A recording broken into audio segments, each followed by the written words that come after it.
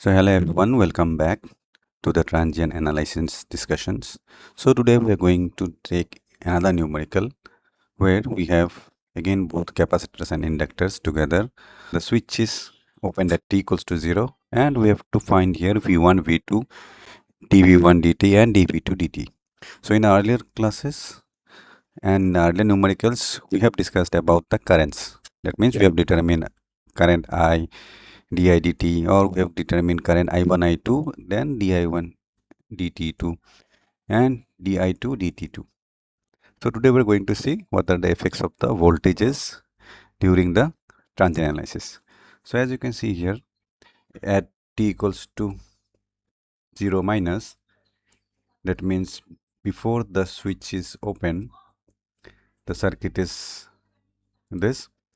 So all the current that are passing through the source is going through this loop only, because it doesn't contain any resistance, and as we know current passes through the minimum resistance path, so all the currents are moving through this, and which means the remaining circuit is detached from the supply. Now if we determine at t equals to 0 minus the value of current and voltage is across the inductor and capacitor, so as we know we determine the current across the inductor, so the current across the inductor at I0 minus will be equals to 0.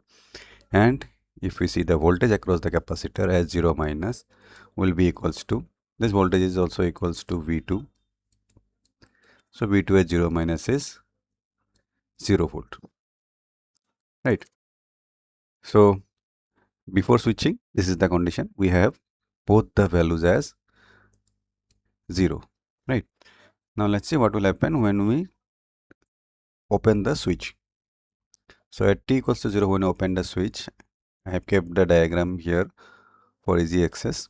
So now when the switch is open, that means the current will flow through the circuit, right? So at t equals to 0 plus, at that instant the inductor will behave as open circuit and the capacitor will behave as a short circuit, right, as you can see here in this diagram. So now when we determine the corresponding values, let's see what are the values that we are going to get. So first IL0 plus, so IL0 plus will be 0 because there is no current through the inductor. Then let's see what is the voltage V1. So V1 0 plus in, so R1 I 0 plus, right, where this is the current I. Okay. So now if we see V2 0 plus, at this instant V2 0 plus will be 0 because no current is flowing through this terminal. So that means this voltage is 0. Okay. So these are the corresponding values at t equals to 0 plus. So now let's write down the KCL equation. Yes, KCL equation, because today we have to determine the voltages.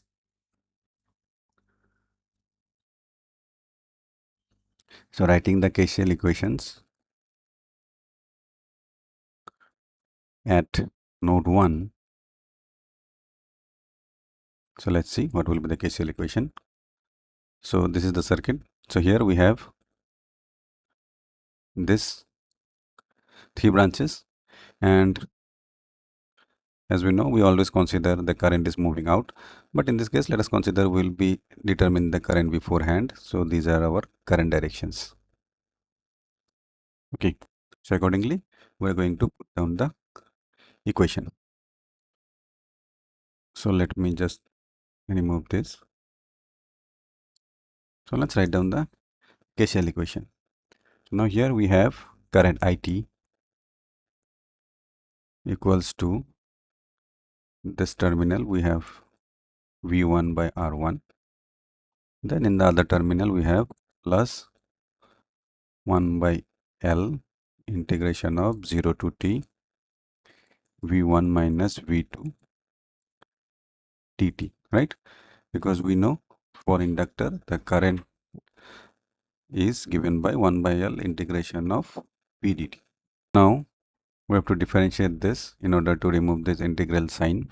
So if we differentiate on both sides, so it will be di dt equals to, this is 1 by R1, then dv1 dt plus we have here 1 by L, and the integration sign will be removed. So this is the corresponding equation. Now let's see what is the value of the voltages at t equals to 0 plus. So at t equals to 0 plus dv1 dt. So dv1 dt equals to, so this R will go on the other side. So R1 multiplied by, we have here di dt at 0 plus. Then we have, this is minus. Now here we already know the value of V2 as 0 and the value of V1 is R1 I0, as we have determined it here, right? Now here we will be writing as the value of V1, which is R1 I0 plus. So this is the value of dV1 dt. So in order to determine the value of dV2 dt, so we have to write the KCL equation at node 2. So at node 2, the KCL equation is given as, so here we have 1 by L integration of, we have here V2 minus V1 dt, so 0 to t, then plus V2 by R2 plus C dV2 dt equals to 0. At t equals to 0 plus, we have here